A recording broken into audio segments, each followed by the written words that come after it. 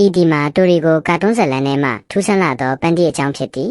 ဤပန်းတီသည်ကမ္ဘာပေါ်တွင်တနာစရာအကောင်းဆုံးပန်းတီပင်ဖြစ်သည်ဘင်းကိုပိုရရတာရှိစေရန်အတွက်အစားအသောက်မှုဆိုးများသည်နေလန့်မျိုးမျိုးသုံးရဲ့ပန်းတီကို6လန့်ကြရသည်ပန်းတီသည်ကြောက်စိတ်ပုံများလေလေရတာပိုရှိလေလေဖြစ်ပြီးဘင်းဤကြောက်လန့်မှုအဆင့်လိုက်ဈေးနှုန်းမှာလည်းထိုးတက်သွားတတ်သည်ပြိုင်ပွဲဝင်များသည်ဆက်တင်နဲ့များလက်ပစ်ပုံများဒုံးကျည်ပစ်လွတ်ဆက်များပင်သုံးရဲ့ပန်းတီကို6လန့်ကြသည်တူရီကိုအလဲ့သူသည်အတန်ချဲကြောက်ခဲကိုထုတ်ကအားရပါရအော်ဟစ်လိုက်တော့ခါပန်းအတိမှာကြောက်လန့်ကြားတောင်တင်းသွားသည်အကဲဖြတ်သူ၏တိုင်းနာချက်အရမင်း၏ကြောက်စိတ်အဆင့်မှာ29ရှိသည်ဈေးနှုန်းတစ်ဆင့်လျင်ရွမ်9သိန်းနှုန်းဖြင့်တူရီကိုဒီတစ်ကြိမ်နဲ့ရွမ်73.5တန်းရရှိသွားသည်မှတ်ချက်အဆင့်80ကျော်ပါကတစ်ဆင့်လျင်ရွမ်10တန်းထိဈေးတက်သွားတတ်သည်ပန်းတီကိုမနာနဲ့စကားပြောပြပြီးညီငွေအောင်လုပ်သည်ပန်းတီအိပ်ပျော်သွားချိန်တွင်မိန်းကလေးပြိုင်ပွဲဝင်တဦးကဒိုလေးကပြောလိုက်ရာပန်းတီမှာအလွန်မင်းထိတ်လန့်သွားပြီးအဆင့်20ထိရောက်သွားသည်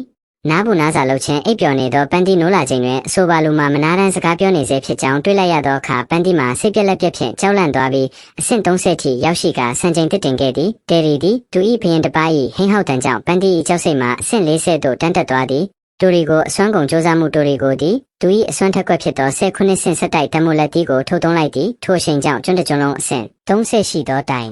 ဖုံးမုံတိုင်းတိုက်ခတ်တဲ့ကဲ့သို့ဖြစ်သွားပြီးပန်းတီမှာကြောက်လုံးရဲ့မင်းလဲသွားခဲ့သည်မင်း၏ကြောက်စိတ်မှာအဆင့်50တွင်ရပ်တန့်သွားသည်အကယ်၍မင်းမလဲသွားပါကအဆင့်60အထိရောက်နိုင်တော့လဲမင်းမှာတူရီကိုအကန့်အသတ်ပင်ဖြစ်သည်အမြင့်ဆုံးစံချိန်ရှင်အဆင့်80ရုတ်တရက်အကဲဖြတ်သူသည်ကြောက်လုံးရဲ့မျက်နှာပြင်တစ်ခုလုံးပျက်စီးနေသောပန်းတီတစ်လုံးကိုတွေ့ရှိသွားသည်မင်းမှာအဆင့်80ရှိသောပန်းတီဖြစ်သည်ဤမြဆွမ်းအားကြီးသောသူမှာအခြားသူမဟုတ်ကမ္ဘာအတ္တမဆုံးဟုဆိုရမည်စီဗျာပင်ဖြစ်သည်တူဒီပန်အတီနာတွင်အောက်လေတစ်ချက်လွတ်လိုက်ုံမျှဖြင့်ပန်းတီကိုအဆင့်80ထိကြောက်လန့်စေခဲ့ပြီးရွမ်တန်း80ကိုအလွယ်တကူစုခူးသွားခဲ့လေသည်ဒီဗီဒီယိုလေးကိုကြိုက်နှစ်သက်တယ်ဆို like နဲ့ follow ပေးပါဦး